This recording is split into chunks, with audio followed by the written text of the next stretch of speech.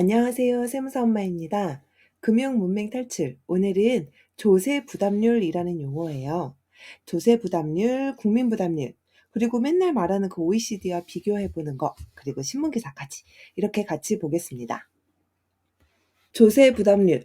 말 그대로 조세를 얼마 부담하느냐 이 얘기입니다. 조세는 세금이죠. 이 쉽게 말하면 버는 돈에서 세금 얼마나 내? 이런 걸 얘기하는 겁니다. 그래서 보통 이런 식으로 씁니다. 국민의 소득에서 세금이 차지하는 정도.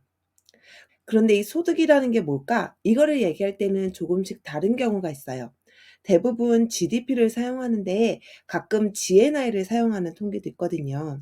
여기서 GDP는 국내 총생산, GNI는 국민 총소득을 의미합니다. GDP와 GNI에 대한 영상은 고정 댓글에 달아놓을 테니 참고해서 보세요.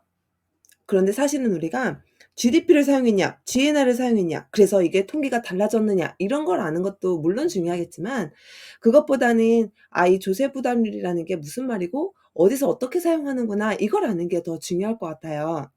조세 부담률이라고 네이버에서 검색하면 바로 이런 그래프가 나옵니다.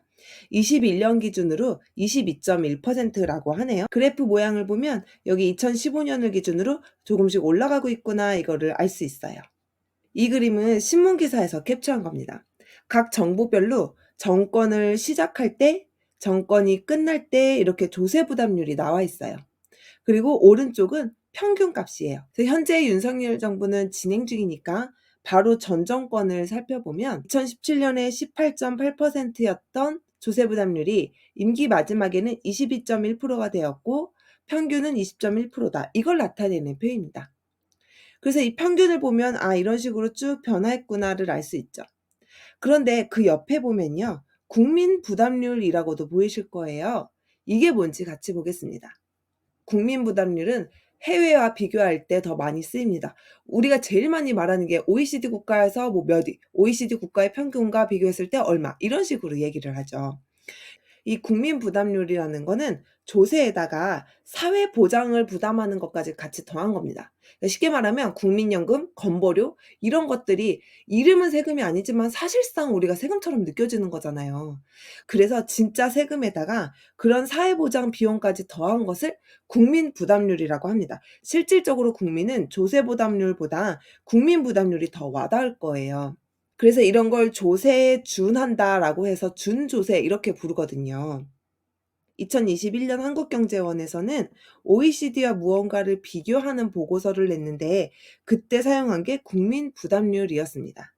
그 보고서에 이런 말이 있었어요. 한국 국민 세금 준조세 부담. 한마디로 이게 국민 부담률을 말하는 거예요. 국민 부담률이 OECD 국가 중 가장 가파르게 상승하더라. 이런 식으로 이야기를 했습니다. 그 보고서의 내용을 같이 볼게요. 2020 한국의 국민 부담률 증감폭이 아주 큰 것으로 나왔습니다. 여기 그래프를 봐도 다른 나라는 조금 증가하거나 아니면 감소하는 곳도 있는데 우리나라는 증가폭이 매우 컸다라는 것을 보여주고 있죠. 그러면서 이 증감폭이 이렇게 갑자기 껑충 뛰는 걸 볼 수가 있습니다. 그래서 무엇 때문에 이렇게 많이 증가했느냐? 이런 걸 조사를 해본 거예요. 그랬더니 법인세와 재산세 증가가 가장 컸다고 합니다. 이맘때쯤 법인세 최고세율이 인상됐었어요. 그리고 부동산 가격이 막 상승하면서 보유세 부담이 증가를 했었거든요. 그래서 이 둘의 증가가 가장 컸다라는 거예요. 그렇지만 이 그래프에서 보면 세금별로 OECD 평균과 한국 내의 증감폭을 또 이렇게 비교를 했거든요. 그랬더니 이런 식으로 변화가 있었다라는 겁니다. 한국의 국민 부담률은 이 파란색이에요. 이 파란색은 여기가 OECD 평균인데 이 OECD 평균보다는 아래에 있죠. 그리고 이 주황색은 뭐냐면 OECD 국가 중에서 유럽이 아닌 국가들의 평균입니다. 그래서 이런 비유럽 국가들과 비교했을 때도 아래에 있었어요.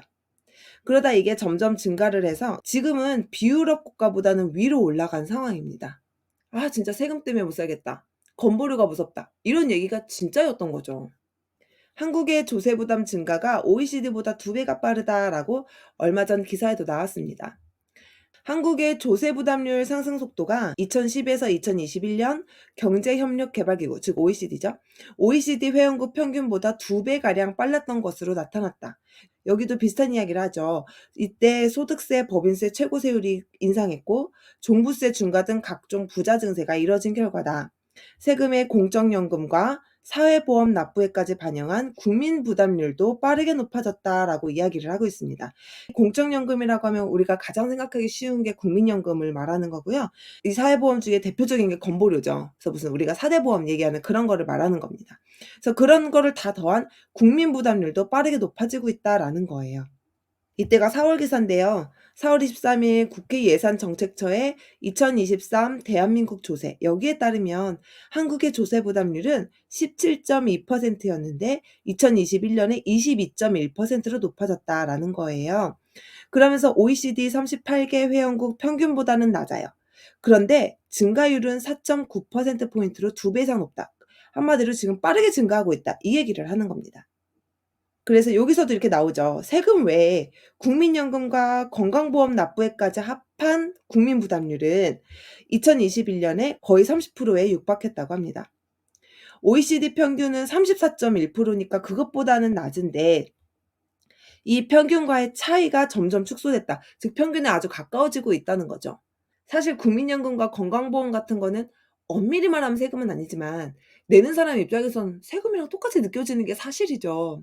그래서 저는 이거 보면서 놀라기도 한 게 '와 이것도 많은데 지금 거의 30%라는 숫자도 되게 부담스러운데 OECD 평균이 34.1%? 이것도 참 높다.' 이런 생각을 많이 했습니다. 이제 앞으로 신문에서 조세 부담률, 국민 부담률 이런 용어를 보면 나의 실제 부담률도 생각해 보면 좋겠어요. 지금 나는 내 소득에서 얼마나 부담하고 있나? 그럼 이게 어떻게 보면 투자에서도 실수익이 얼마일까? 세후로 나한테 진짜 남는 게 얼마일까? 이런 걸 따지는 과정과도 연결이 되거든요. 그래서 이런 기사를 보면서 나의 부담률도 한번 생각해 보는 시간이 됐으면 좋겠습니다.